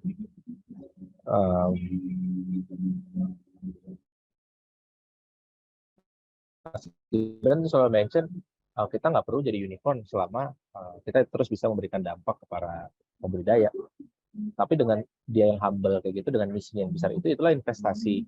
Investor-investor di luar percaya sama fishery gitu kan. Terakhir kita bulan Januari dapat 1,3 triliun ya, untuk terus mengembangkan fishery tidak hanya di Indonesia tapi juga sampai India, Cina, Thailand, Vietnam.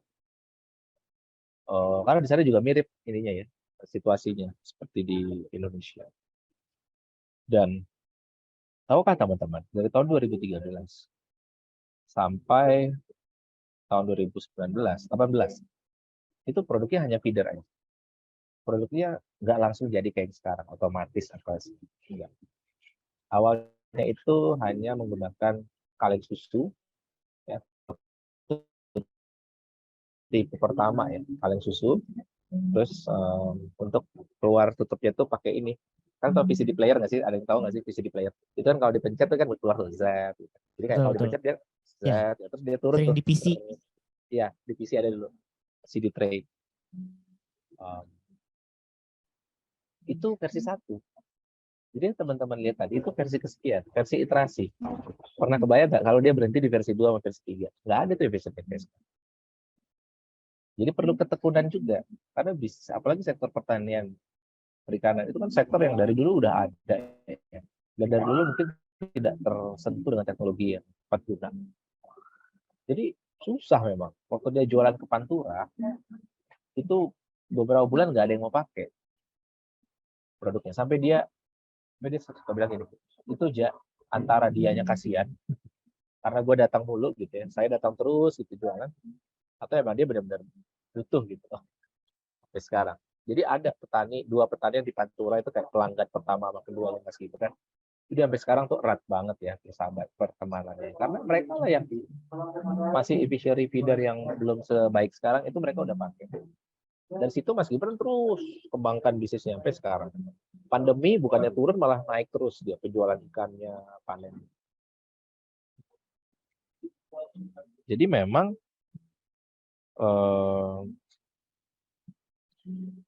apa ya, sangat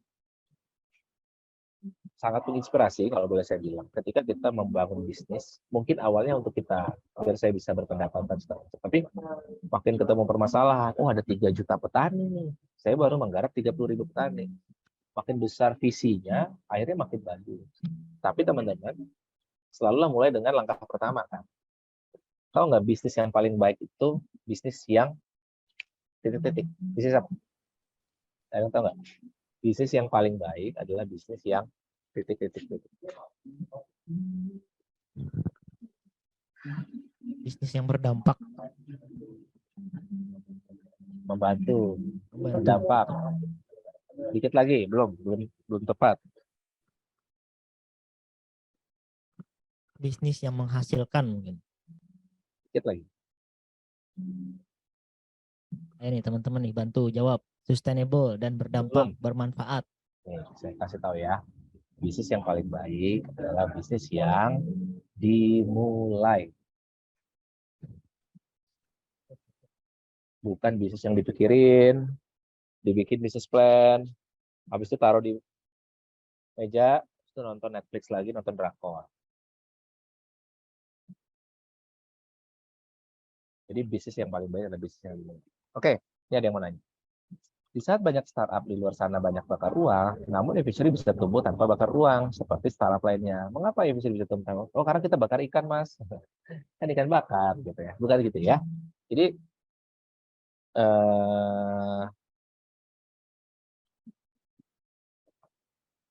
kita definisikan dulu bakar uang.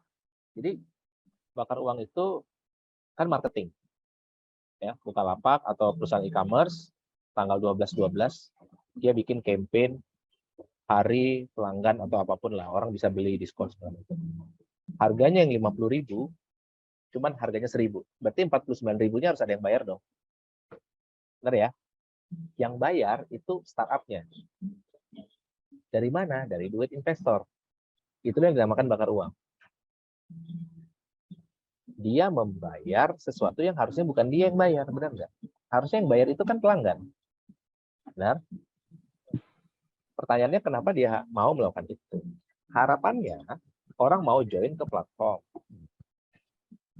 Misalkan ada perusahaan e-commerce, toko A. Toko A ingin dapatkan 1 juta pelanggan. Dia bikinlah promo gila-gilaan. Dapat nih 1 juta pelanggan. Tercapai dong tujuannya? Tercapai. Pertanyaannya, setelah dia join 1 juta, 1 juta pelanggan ini transaksi lagi nggak? Ternyata kebanyakan enggak. Karena orang Indonesia senangnya promo. Habis itu toko sebelah ada promo, dia pindah. Nah, kalau orang ikan, orang makan pecel lele Mas setiap hari, Mas. Kalau misalnya nggak Mas Zaki yang makan pecel lele, mungkin Mas Khairul yang makan pecel lele. Besoknya Mas Khairul bosen, nanti Mbak Priska yang makan pecel lele. Makan ikan aja terus kan. Nah, kita masuk nila juga, masuk udang juga. Jadi carilah bisnis yang long lasting gitu. Kan? Pendidikan, kesehatan, ekonomi, transaksi keuangan, distribusi logistik, itu bisnis yang long lasting karena selalu ada, bahkan sejak manusia belum ada. Tapi kalau bisnis bikin CD player, ada yang tahu CD player sekarang udah nggak pakai kan? Bisnis kaset, ayah dari kaset mah nggak ada ya. Jadi saya kalau kasih lihat kaset ke anak saya, dia ini apa ya? Katanya. Dulu ayah dengar lagu dari sini, sekarang pakai ini katanya, udah pakai HP katanya. Begitulah teknologi. Ya, jadi teknologi juga nggak menyelesaikan semua masalah dan nggak menggantikan semua orang juga. Nggak mungkin kalian makan ikan, ikannya keluar dari HP, benar nggak? Atau ada tuh kemarin ini ada lucu juga bikin startup, HP-nya mengeluarkan bunyi-bunyian sehingga kamu merasa kenyang. Saya sih nggak bisa kayak gitu. Makan aja kalau belum makan nasi putih belum makan namanya kan. Makan mie goreng, makan soto apa. Ayo makan lagi. Lah itu tadi bukan makan, itu kan tadi mie. Belum makan nasi gitu kan. Orang Indonesia tuh kayak gitu. Nah, jadi pertanian, perikanan itu sektor bisnis yang long lasting. Sampai orang bisa makan, keluar makanan dari laptop atau dari handphone. Kita berbisnis di trading, distribusi jasa, dan segala macam, kan terus bisa. Untuk menjawab pertanyaan, kenapa e-fishery bisa tumbuh tanpa bakar uang? Karena e-fishery menghindari pertumbuhan bisnis yang tidak berkelanjutan atau tidak bertanggung jawab. Bisnis itu, pendapatan harus lebih besar dari pengeluaran. Ya kan? Kalau enggak, namanya bisa pasak dari tiang. Nah, sejak awal e-fishery beroperasi dengan memperhatikan pendapatannya harus lebih gede dari pengeluarannya. Ketika dia berdagang, gue beli 50.000, gue jual 100.000, ada margin kan? Jangan sampai gue beli barangnya 50.000, gue bikin 12, gue jual 100.000, itu rugi namanya. Nah, kalau teman-teman perhatikan e-fishery, tidak pernah berbisnis dengan model cara yang kayak gitu. Nah, jadi ini hanya masalah pendekatan pertumbuhan perusahaan. Mau menggunakan cara yang mana?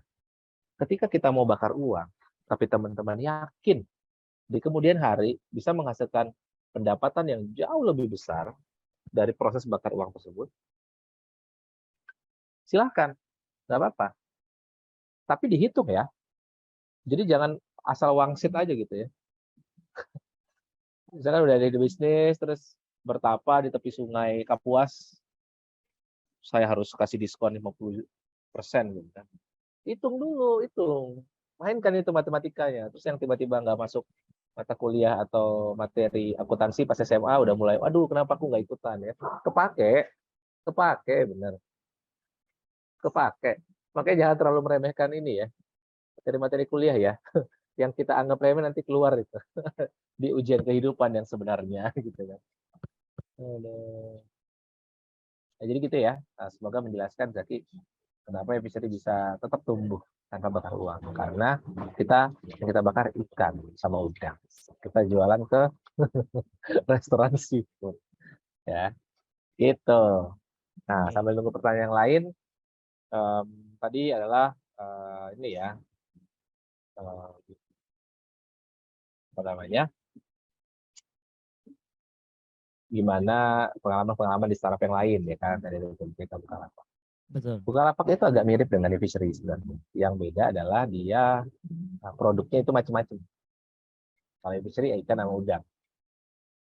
Perbedaannya, Bukalapak itu pure mainnya itu platform. Dia nggak bikin produksi. Ya. E-fishery itu ada beberapa kolam yang memang milik e-fishery juga.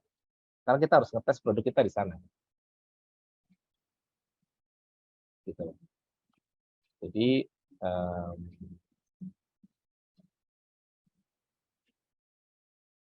nggak banyak berbeda ya Bukalapak sama e-fishery.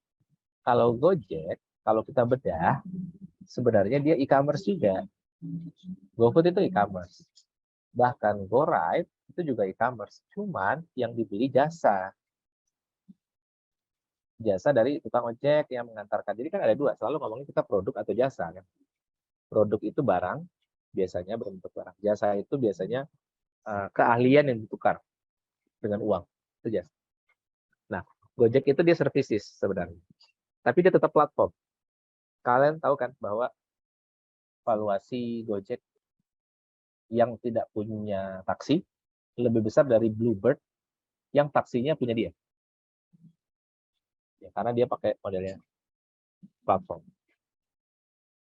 Nah, model-model bisnis ini yang teman-teman nanti mungkin bisa dilanjutkan lagi penjelasannya ya. Kalau nggak salah ada lagi besok dan besoknya lagi. Kalau kita main di pure digital itu beda lagi ceritanya. Produknya itu adalah software. Kalau e-fishery itu nggak software doang, ikannya, IT-nya, IoT-nya, proses bisnisnya itu juga produk karena kita membuat hal-hal yang lebih efisien. Jadi apa kesamaan Gojek Bukalapak e-fishery? It's all about making transaction as efficient as possible. Membuat proses bisnis yang ada saat ini menjadi lebih efisien dan terpercaya. Dulu siapa sih yang mau pakai tukang ojek? Harganya mahal, kasar, segala macam. Gojek, dia rekrut, diajarkan gini ya cara melayani pelanggan. Oke. Tahukah kalian Gojek itu awalnya hanya ramainya di jam pergi kantor dan pulang kantor dan hanya di Jakarta. Jadi at that time, Gojek kalau dibuka di Banjarbaru, mungkin nggak laku karena orang banyak punya kendaraan. Tapi Mas Dadi melihat, ini gue udah hire ojeknya nih, banyak nih. Saya udah hire banyak, saya sudah punya ojek banyak. Siangnya dia nganggur. Oh yaudah, kita bikin GoFood aja. Jadi orang kalau makan siang, diantar. Sehingga pagi, siang, sore penuh. Antara pagi sama siang kok masih bisa kita isi lagi nggak ya? Bisa. Antar jemput paket aja. Untuk yang barang ketinggalan, gosen, atau beli segala macam. Jadi perhatikan deh, yang tadinya dia hanya untuk go ride, akhirnya oke, apalagi karena esensi dari bisnis Gojek itu bukan ojek. Esensi bisnis Gojek adalah memindahkan barang atau orang dari titik A ke titik B. Makanya produknya GoRide, GoCar, GoShare, GoFood, GoBox. Dia bisnis logistik, teman-teman. Bahkan nggak hanya orang yang dipindahin, barang juga. Nah, kemampuan kita melihat esensi dari proses bisnis yang ada di suatu market yang kita ingin masuk sebagai pebisnis, itu hal-hal yang juga teman-teman perlu pahami dengan banyak baca dan banyak lihat. Ya kan? Jadi ketika tadi tuh Mbak Friska, contoh yang baik, saya udah ada produknya nih, kerupuk apa segala macam. Nah, tapi pahami bisnisnya ternyata bukan teknologi play gitu loh, tapi production play, produksinya yang digenjot, nanti didistribusikan dengan lebih baik. Sampai akhirnya butuh teknologi digital, baru teknologinya masuk. Gitu loh. Kalau mau transaksi pakai Google Sheets misalkan, atau ada beberapa produk e-fishery itu yang transaksinya masih based on WhatsApp kok. Karena memang belum perlu bikin digital. Ya kan? Petani itu ada yang handphonenya nggak sebagus handphone teman-teman yang di kota. Install WhatsApp bisa, karena kecil. Install aplikasi, kegedean. Kalau WhatsApp, dia tahu, oh ini kayak SMS. Semudah-mudahnya kita pakai aplikasi e-commerce, kayak Bukalapak, Tokopedia, yang ikonnya gede-gede. Para petani itu ada yang nggak tahu cara nekan tombol, bayangin. Mas, ini apa kok banyak banget kotak-kotaknya? Nah, gimana tuh? Jadi, tantangannya luar biasa lah. Jadi Nah, teman-teman harus satu memahami sektor yang kalian mau masukin, ya kan? Karena nggak semuanya harus IT dan nggak semuanya harus IT juga. Kalau semua orang bisnis IT, siapa yang nanam padi ya?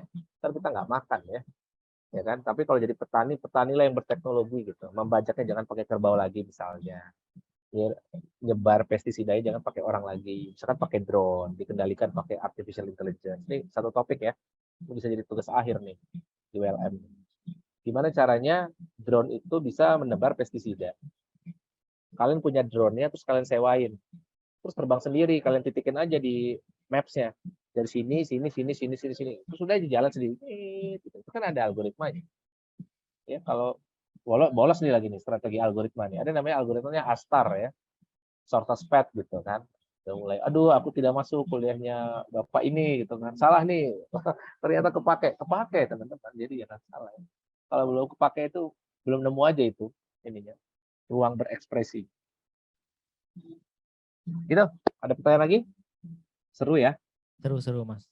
Nih mumpung masih ada Mas Puja, masih ada waktu nih Mas. Sekitar 20 menit lagi. Mas Puja nih nggak sembarangan orang loh. Beliau udah di startup macam-macam yang udah terkenal. Dan jabatannya Vice President Mas ya di Fisher. Iya, sekarang iya Mas. Pas baru masuk baru head engineering sekarang. Nah, sekarang udah Vice President nih. Jadi di depan kita nih bukan orang yang biasa-biasa aja teman-teman. Mumpung langsung berhadapan meskipun di layar kaca telepon genggamnya ataupun di komputernya, bisa nih langsung nanya ke Mas Puja. Silahkan teman-teman. Ada yang mau raise hand atau di kolom chat, silahkan. Nah, mungkin selagi teman-teman belum ada nih Mas Puja, mungkin saya yang tanya nih. Pertanyaannya singkat. Kenapa Mas Puja tertarik bergabung di Evisari? Jadi gini, saya tuh kalau ditanya passionnya ya, sebenarnya passion saya itu sekarang ngajar, terutama teknologi.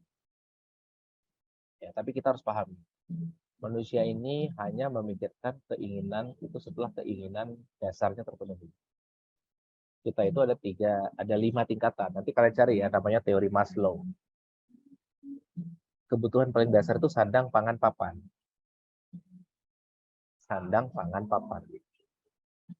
Dasar. Di atasnya itu pendidikan sama kesehatan. Orang nggak mau belajar kalau masih lapar, Mas. Jadi nggak ada orang mau belajar kalau dia besok mau makan apa aja, aku nggak tahu, boro-boro mau nyekolin anaknya. Itu saya di pitch-nya gitu. Jangan mau bikin kampus online, kalau mereka masih lapar, nggak ada yang belajar. Waduh, jadi harus diselesaikan dulu dong kelaparan. Nah iya, sini, ikut gitu. Wah, iya pula lah kan, saya belajar, dan benar. Indonesia itu ada, ini kita lagi ngomong nih kayak gini nih, saya masih bisa minum kopi. Tapi ada 11 juta orang yang hidup di bawah garis kemiskinan. Sehari dia cuma menghasilkan di bawah 20.000 bayar. Miskin nggak bisa makan. Nggak makan, nggak akan belajar. Kejauhan saya mikirnya mau ngajak tuh. Kata Mas Gibran gitu ya, biar saya masuk sih maksudnya kan. Biar tertarik gitu. Oke lah gitu. Tapi setelah saya baca-baca, oh iya juga ya. Nah, tapi pada saat kita bekerja, nggak semua orang juga harus jadi entrepreneur, ada yang namanya intrapreneur. Kalau saya consider myself as entrepreneur juga, pas saya masuk yang saya usulin pertama kali, Mas Gibran, kita bikin Evisari Academy ya. Kenapa? Susah kan nyari software engineer? Iya, yuk kita bikin, kita ajarin. Jadi total tuh sekarang kita udah ada yang 300 orang daftar, tapi belum ada nih dari Banjarbaru. 300 orang ini kita bimbing, ada online-nya, ada pelatihannya 2 minggu, terus baru lagi kerja praktek sekitar 3 bulan, kayak kampus Merdeka. Ya. Jadi kebetulan saya bisa bekerja di tempat yang punya visi besar untuk menyelesaikan masalah kelaparan, setidaknya di Indonesia, dan saya bisa mengaplikasikan ilmu saya di bidang teknologi, di bidang pengajaran untuk merekrut orang. Itu kayak dreams come true banget loh, dan gajinya juga ya lumayan. Ya beli bakso se-RT, se-RW masih bisa. Ya karena software engineer ya, lumayan lagi booming. Tapi lagi-lagi saya ngelihatnya bekerja di bidang apapun, software engineer, wirausaha, saya sih ngelihatnya ada 5 hal ya. Ada 5 hal yang harus kalian milih. Nggak usah dicatat, ini mah nggak masuk ujian. Tapi ini hasil pemikiran saya 12 tahun terakhir. Kalau kita nyari uang, uangnya lah nggak datang. Jadi kalau bikin bisnis mau kaya, lo akan kaya. Jadi software engineer, biar terkenal, kita nggak akan terkenal. Sorry Mas Puja, Gitu. tadi Yang keputus-putus. saya alami tahun 2019. Sorry Mas, ini Saya ada di keputus-putus. titik Mungkin bisa perusahaan. diulang Mas. Ya, halo. Ya. Halo. Siap. Tadi Nah, jadi keputus-putus Mas. oke. Menurut saya, kita harus mengejar sesuatu yang lebih besar dari kita sendiri dan makin bermanfaat untuk orang lain makin bagus. Maka setiap apapun yang kalian kerjakan, mau bekerja, karena waktu di sekolah lulus saya juga di titik kesimpangan ya. Apakah saya harus bekerja? Apakah saya harus melanjutkan S2? Apakah saya harus bikin usaha? Ya kan? Bingung, saya S2. Terus S2 mau nikah, ya udah harus kerja. Tapi kerjanya bikin usaha gitu. Jadi tiga-tiganya dilakukan. Waktu itu saya pengen kaya, cepet kaya gitu. Jadi saya kerja siang malam, kerja.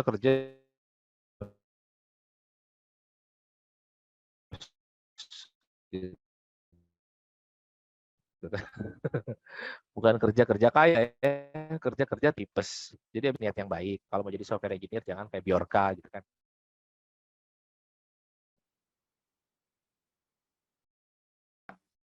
Sepertinya sinyal Karena Mas Puja bekerja nih yang itu sesuatu bermasalah yang jangka teman-teman nih. panjang. Kelihatan dari sini merah Mas sinyalnya Mas. Oh, oke. Di saya kayaknya aman sih. Ya. Nah, sekarang udah putih, udah bagus lagi sinyalnya. Jadi tadi kepotong-potong Mas motivasi Mas Pujanya. Oh gitu. Iya. Motivasi untuk yang mana dulu nih? Udah kejauhan dari tadi. Motivasi kenapa jadi masuk Eviseri Mas? Oh iya. Oke. Masuk Eviseri karena satu-satunya tempat yang saya anggap saya bisa ngajar, tapi saya juga kerja di perusahaan yang visinya besar, yaitu menyelesaikan kelaparan. Dan gajinya lumayan, jadi dapat tiga-tiganya. Kebetulan bisa diperoleh di Fishery. Passion yang ngajar engineer yang baru masuk, supaya bisa jadi engineer yang mantap.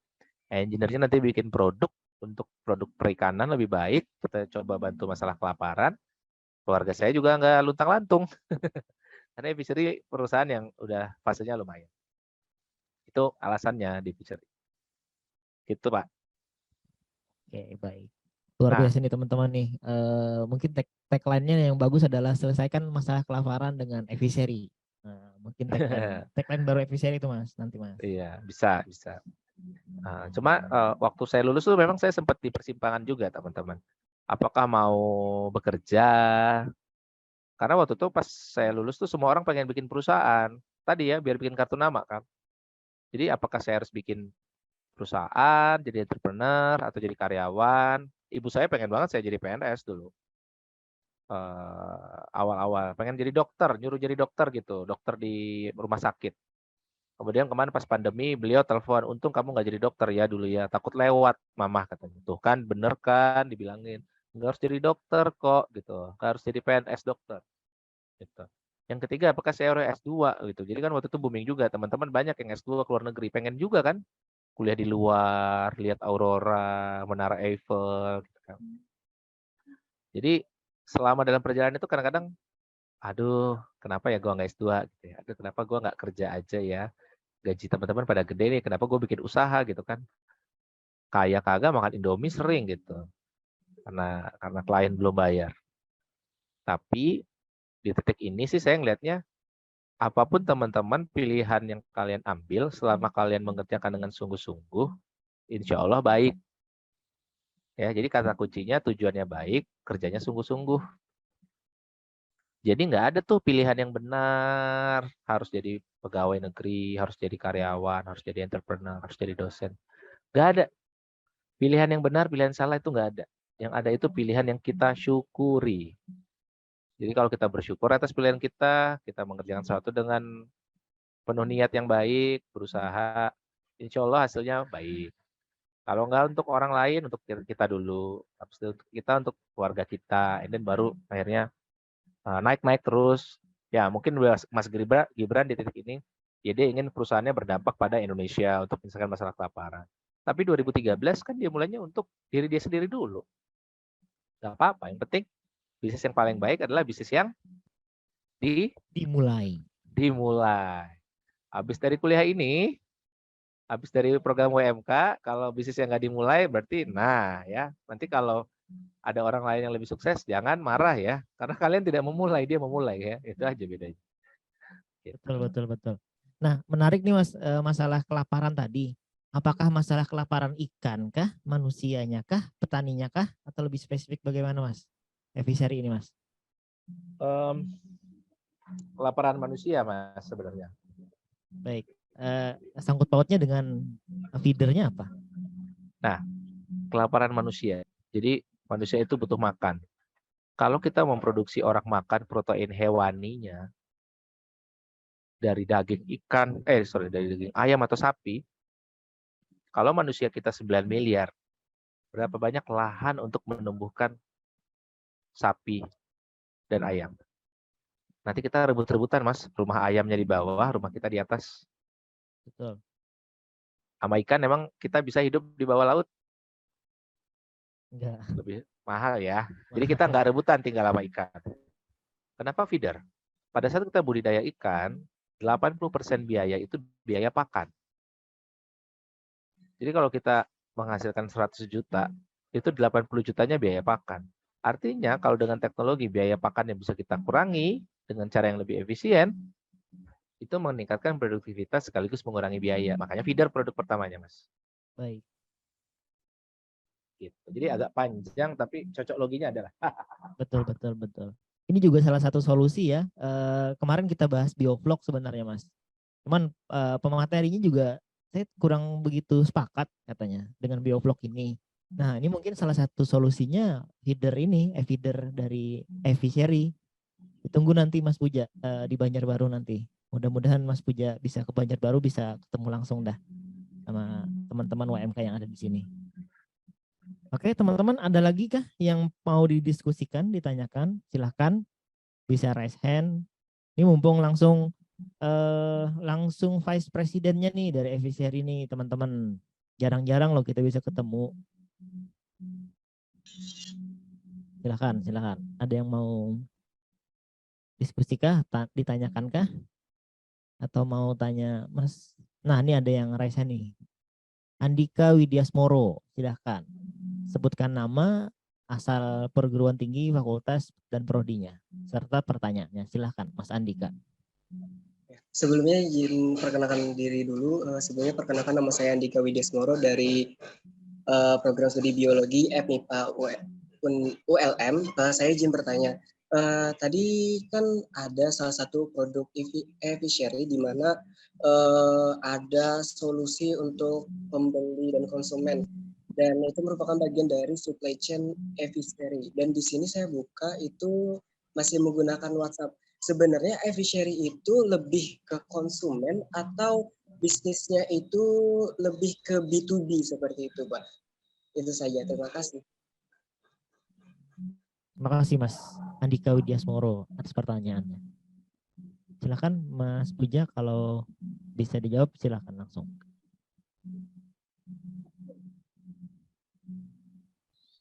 Mas, suaranya gimana di sana? Putus-putus nggak? Karena nggak dapat pertanyaan. Jadi pertanyaannya tadi dia udah buka websitenya katanya Mas, dari Mas Andika ini. Nah kemudian minta penjelasan di sana, menghubungnya via WhatsApp. Nah apakah model bisnisnya itu langsung ke customer atau bisnis to bisnis begitu Mas? Dia nanya model bisnis yang ada di Eviseri. Tergantung Mas. Jadi kalau bisnis pakan kita B2B. Ya, kita bisnis pakan ke petani, kita beli ke produsen pakan, kita jual ke petani, itu B2C. Ya, itu salah satu bisnisnya. Tapi kalau yang kabayan, kasih bayar nanti, kita dapat funding, pendanaan, kita biayai merchant untuk dia bisa berproduksi. Itu B2B. Kita juga pernah ada jualan feeder yang dijual ke pemerintahan. Itu B2G, business to government. Jadi modelnya macam-macam tergantung produknya, Mas. Karena tadi kan produknya ada banyak ya. Bisnis lini bisnisnya macam-macam. Jadi tergantung, kalau yang e-feeder itu B2C, langsung ke petani. Kabayan itu ada yang B2C, ada yang B2B. E-fresh itu B2B. Karena kita jualannya tidak langsung ke yang butuh ikan segarnya, tapi kita jualnya ke hotel, restoran, kafe. Kan dia lagi yang masak jadi ikan bakar. Kita beli dari tani ikan, kita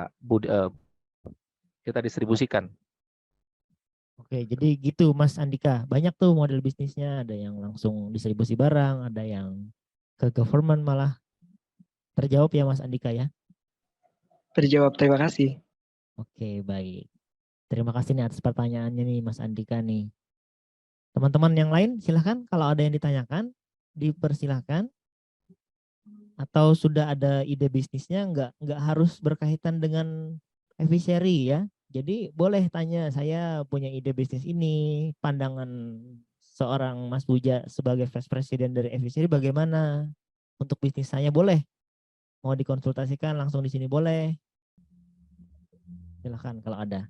Silahkan di unmute atau raise hand atau langsung di kolom chatting. Kita masih ada sisa waktu 4 menit nih teman-teman. Ayo, Senin harga naik nih. Nah, betul. Senin harga naik. Nggak bercanda ya, maksudnya dimanfaatkan waktunya. Betul. Masih ada 4 menit teman-teman. Silakan. Apa kita cukupkan saja nih? Nah, mungkin seperti ini aja sih Mas Puja. Mungkin pesan-pesan untuk para mahasiswa yang ada di ruangan meeting ini. Untuk kedepannya mereka bagaimana? Kalau belum punya bisnis bagaimana? Kalau udah punya bisnis bagaimana? Kalau hanya punya ide saja, ya sudah dijawab tadi ya, dimulai.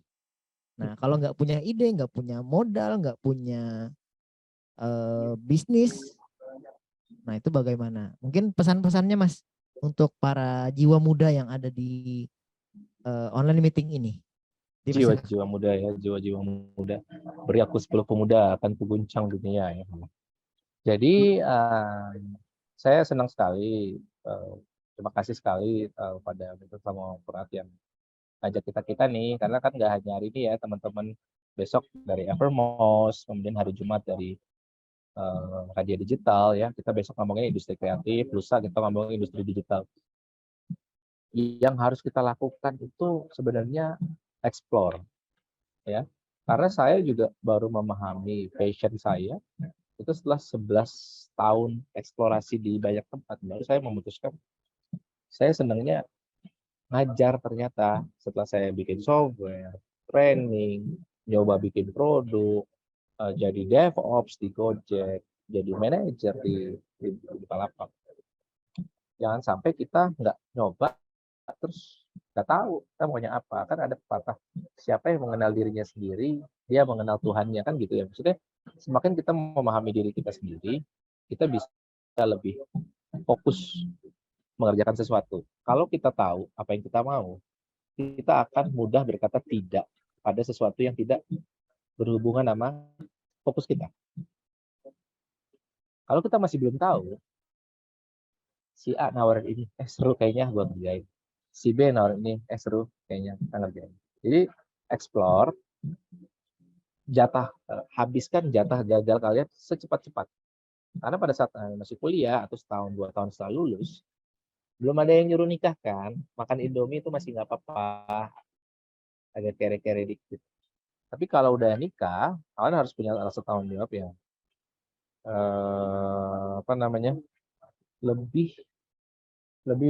Lebih pikir panjang gitu. Bukan berarti kalau sekarang muda nggak perlu pikir panjang, tapi resikonya lebih kecil. ya kan? Makanya kita selalu ngomong, itu mah privilege ya, punya usahanya besar, orang tuanya konglomerat.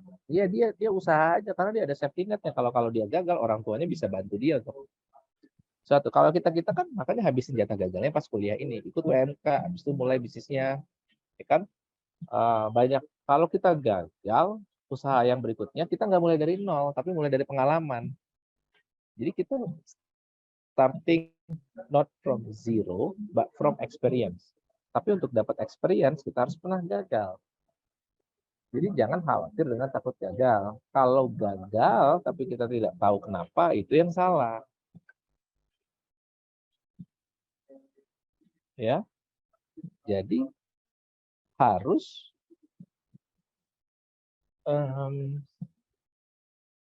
banyak mencoba. Kalau salah belajar, nggak tahu tanya. Kalau gagal jatuhnya ke depan, jadi nggak ke belakang gitu. Jadi jatuh ke depan itu maksudnya tetap maju ya. Jatuh, tapi maju, ada progres. Kan? Cari mentor paling penting. Jadi jangan ngerasa so tahu, karena kita di dunia yang banyak ketidakpastian sebenarnya. Jadi kegiatan-kegiatan kayak gini tuh bagus banget loh. Pas zaman saya kuliah nggak ada loh. Kampus Merdeka, Wirausaha Merdeka. Bagi saya melihatnya gini, Indonesia dikenal dengan negara berbasis resources, sumber daya alam, which is fine, nggak apa-apa. Memang kita dianugerahi sama Tuhan kayak gitu, kita bisa manfaatkan. Tapi fase berikutnya, ekonomi kreatif adalah sumber pemasukan GDP paling besar. Tahun lalu, dari total pendapatan Indonesia yang 2.000 triliun, 1.100-nya itu ekonomi kreatif. Ekonomi kreatif itu kuncinya di ide, aksi, karya. Jadi bukan ide doang ya. Ide, aksi, karya. Makanya tagline-nya tagline Fishery, ini mah tagline saya ya, belajar bersama berkarya. Kalau Fishery kan tumbuh bersama petani. Nah, tapi sebelum tumbuh, belajar bersama untuk menghasilkan karya yang bisa berdampak baik untuk orang Indonesia, untuk warga sekitar, harapannya nanti bisa memenuhi dan seterusnya. Jadi mulai dari sekarang, mulai dari apa yang kita tahu, mulai dari sekarang, mulai dari apa yang kita tahu, dan jangan berhenti memulai. Mungkin itu Pak pesan-pesannya. Oke, baik, luar biasa nih pesan-pesannya untuk kami nih, para kaula muda nih Mas. Mungkin badannya muda, pikirannya tua-tua nih, teman-teman nih. Makanya kayaknya udah paham dengan semua unsur bisnis yang ada di Wirausaha Merdeka ini. Jadi nggak ada yang lo aktif nih teman-teman. Jadi saya harapkan untuk kedepannya kita lebih aktif. Nah sebelumnya mungkin saya akan share acara kita besok. Besok kita ada kedatangan materi dari Evermost, Dewi Siti R. R-nya apa nih? Ramadanti apakah? Pokoknya nanti kita kenalan besok dah ya. Beliau adalah Head of Category Growth dari Evermost. Dan beliau ngisi langsung 2 sesi. Besok pagi pukul 9 sampai 11 waktu Indonesia Tengah. Kemudian siangnya bukan sama dengan jam mulai siang ini ya. Kalau jam siang ini kan kita mulai jam 14 atau jam 2 siang tuh. Nah kalau besok agak lebih cepat. Pukul 13 sampai 15. Oke teman-teman. Jangan lupa ya besok ya hadir ya. Dan jangan lupa juga presensi tuh di kolom chat. Udah saya share nih, akan saya bantu share ulang untuk presensi. Dan mohon untuk jangan di-share ke grup Telegram ya. Dan kalau ada info nanti akan diberitahu oleh kepanitiaan pada grup Telegram. Mungkin itu yang kita bisa dapatkan hari ini. Mudah-mudahan bermanfaat bagi teman-teman semua. Terima kasih juga kepada Mas Puja Pramudia yang telah meluangkan waktunya untuk berbagi ilmu dan pengetahuannya kepada kami. mudah-mudahan makin sukses Mas, mudah-mudahan cita-citanya untuk mengajar jadi lebih tertuju ke sana. Oke, mohon maaf juga kalau ada salah-salah kata dari saya selagi pemandu acara, dan mohon maaf juga apabila ada keterbatasan kita karena kita online ini, dan mudah-mudahan nanti kita bisa tatap muka langsung di Banjarmasin. Mungkin itu, terima kasih banyak rekan-rekan semua. Room ini akan saya close mungkin sekitar 5 menit lagi, silahkan leave, dan jangan lupa besok untuk hadir pukul 9 pagi. Terima kasih banyak, mohon maaf, saya akhiri. Wassalamualaikum warahmatullahi wabarakatuh.